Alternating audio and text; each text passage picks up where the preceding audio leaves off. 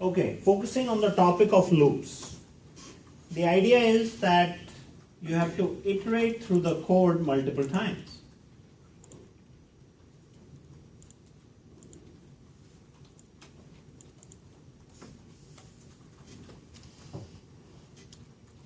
So there are two types of loops: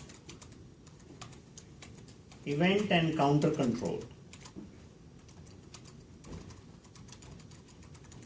Events are things like, an example would be, till a user enters 55 or 5. Will keep running, right? And counter control would be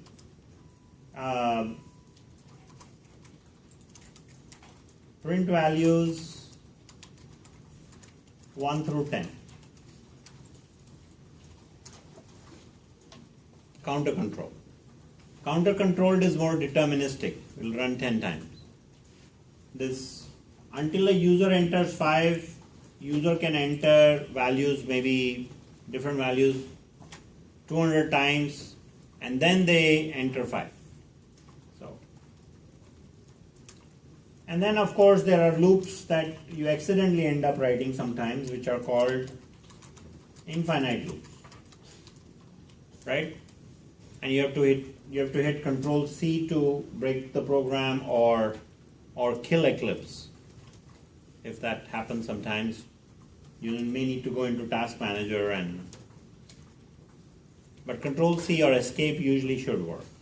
So infinite loops are when a condition in loop is never satisfied.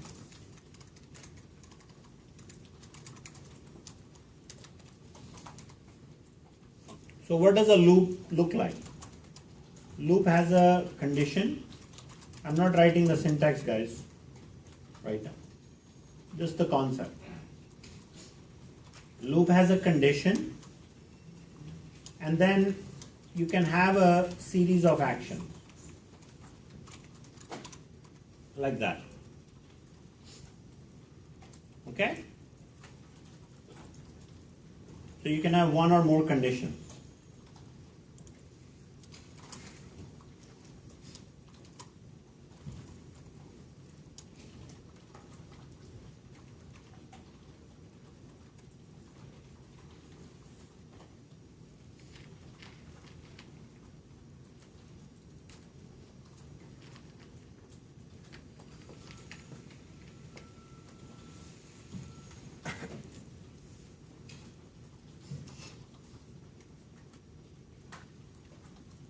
So if the condition is true, as long as the condition is true, you will carry out these actions.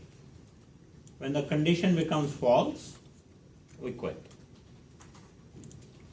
Sometimes you can put a condition before actions, and sometimes you can put actions before conditions.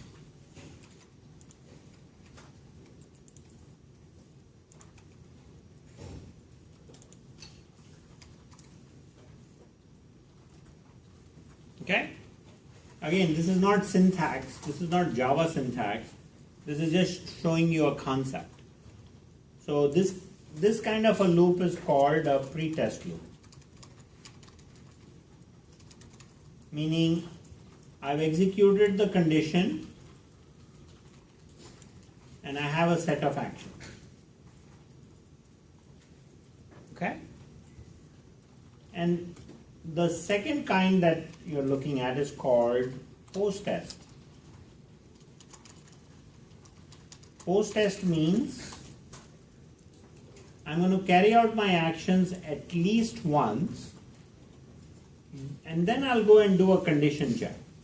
And if it turns out that I have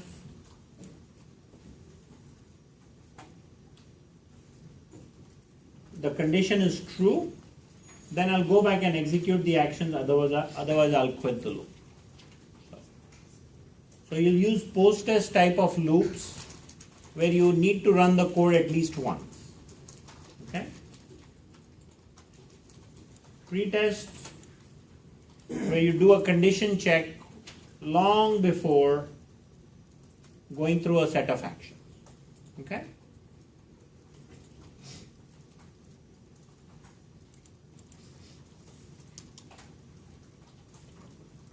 So there are three, syntax-wise, there are three constructs that we need to know.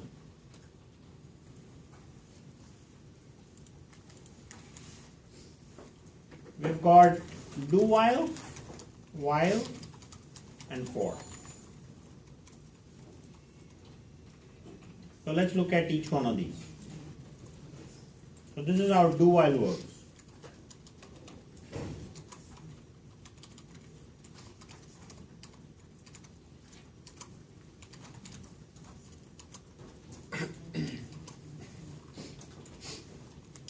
So usually when I end up writing a do while loop, I will initialize my variable and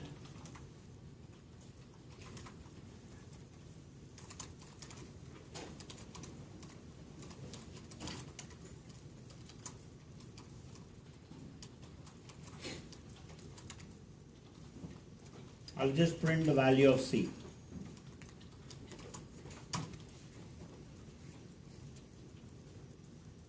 So you see in this loop, there's an issue. So I've set the value of C to 0, and then I go through this do keyword which marks the beginning of the loop, and then I print out the value of C. But I don't change the value of C, and I'd go do a condition check, and is C less than 5? It is.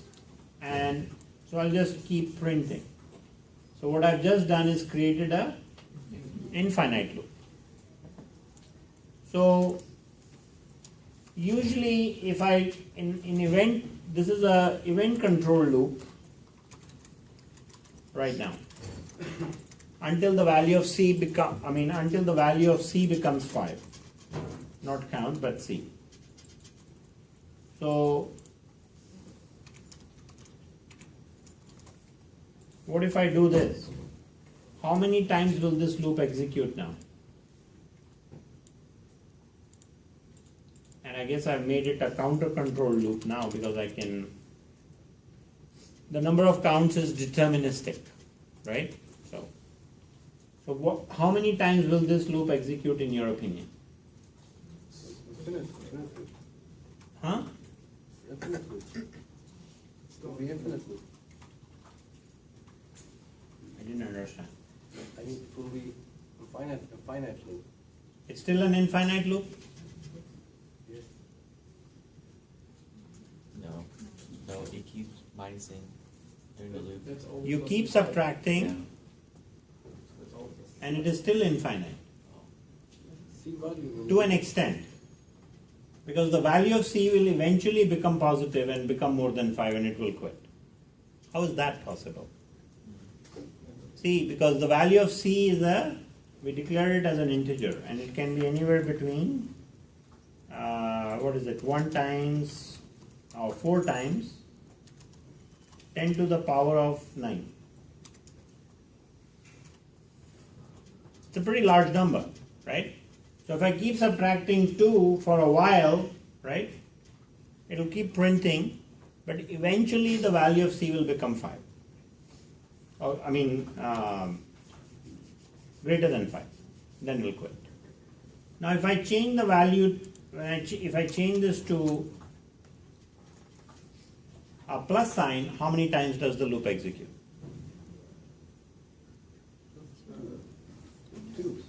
2 times.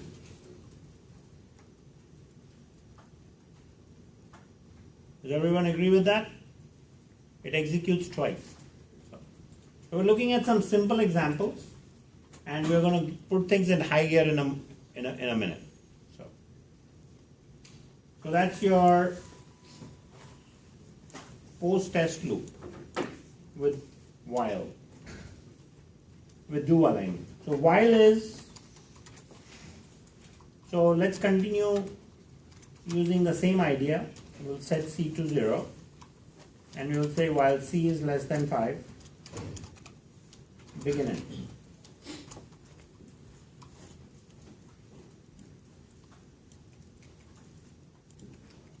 And how many times does this loop execute?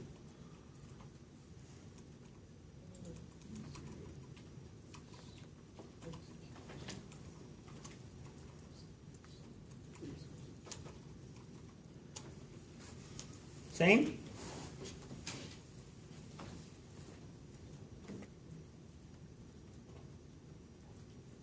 Is it 2 times or 3 times maybe?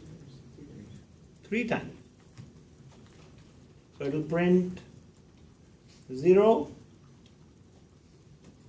2, and 4. So we'll go through it 3 times. How come the same code, one is running through 2 times and the other is running 3 times? That's the difference between do while and while. Okay? So the third looping construct is for loop. So there is a way the for loop is structured. So we have counter declaration, condition check, counter increment or decrement, and then we have the actions.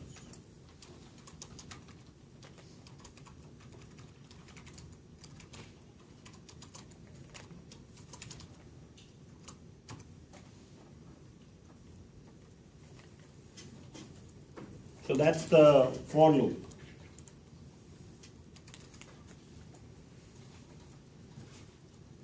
So you have to look at this carefully, because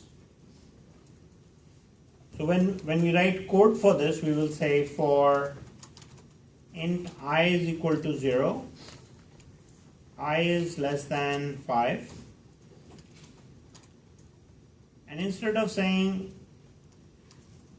I plus plus, I'll just say I is equal to I plus 2.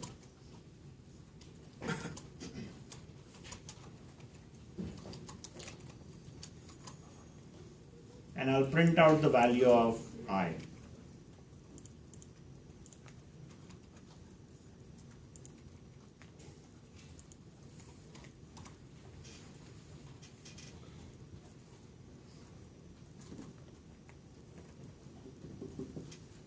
So there's a way to read this.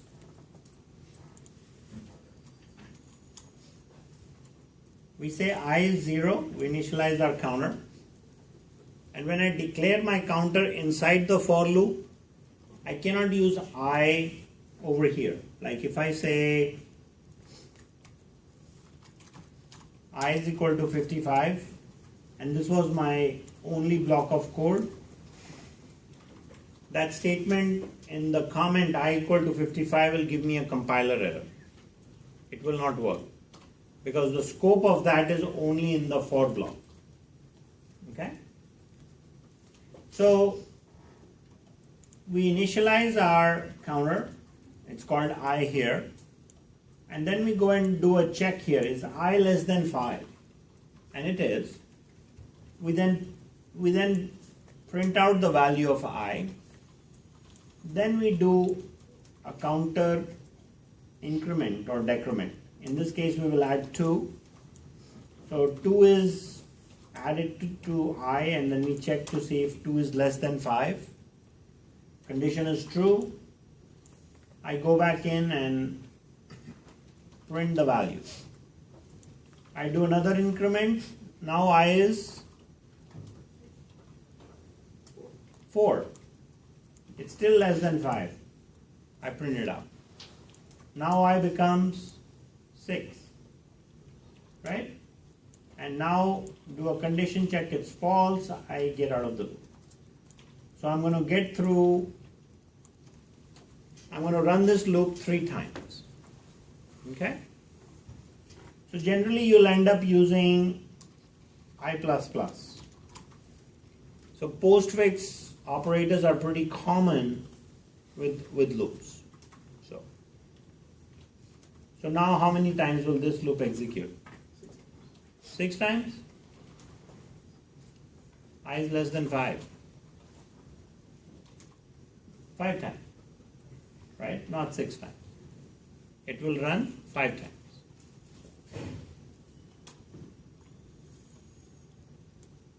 So those are the 3 loop types.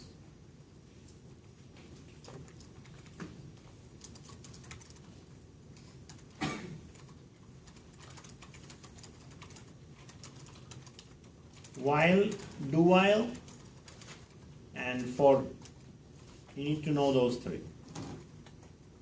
And keep in mind you can nest the loops too.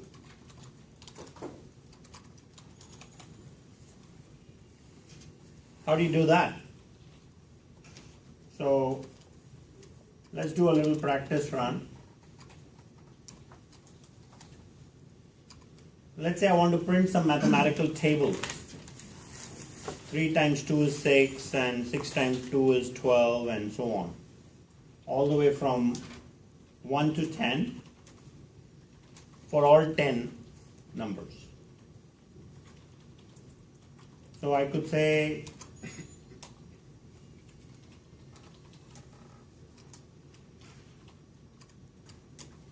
something like this.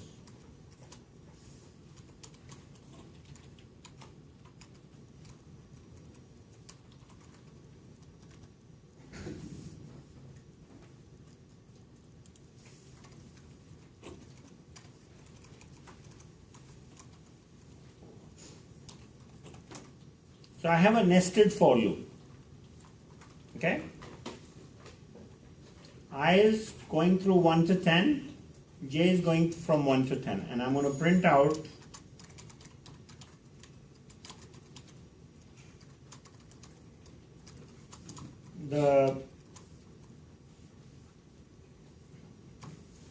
I basically want to say like 1 times 1 is 1. Or 10 times 10 is 10, right? So we'll start printing those values. I'm going to use 4 spaces for each integer.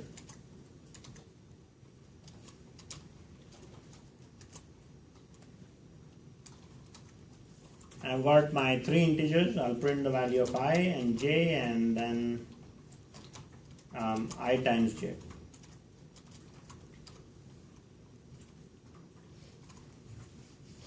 Okay. Can you guys guess what that will print? How many times will that loop run? 100 times. Because it's nested, right? So when the value of I is 1, it's going to execute this statement. So when I is 1,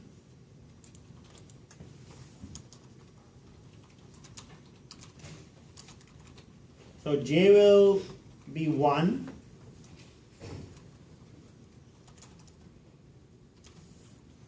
and we will print out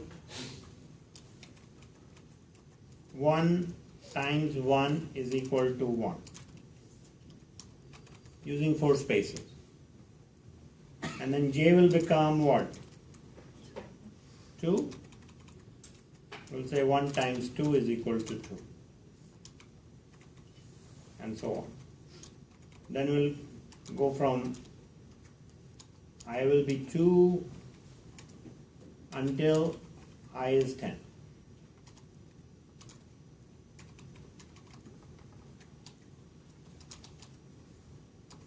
So it will run, the nested statement will run 100 times. So this gives you guys a lot of power on coding perspective because you can write fewer statements and get a lot done.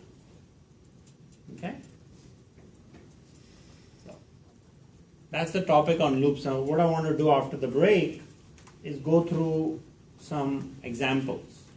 Like maybe rewrite the guessing game that we did a couple of weeks ago using loops. Okay? So, we'll continue in 10 minutes, guys.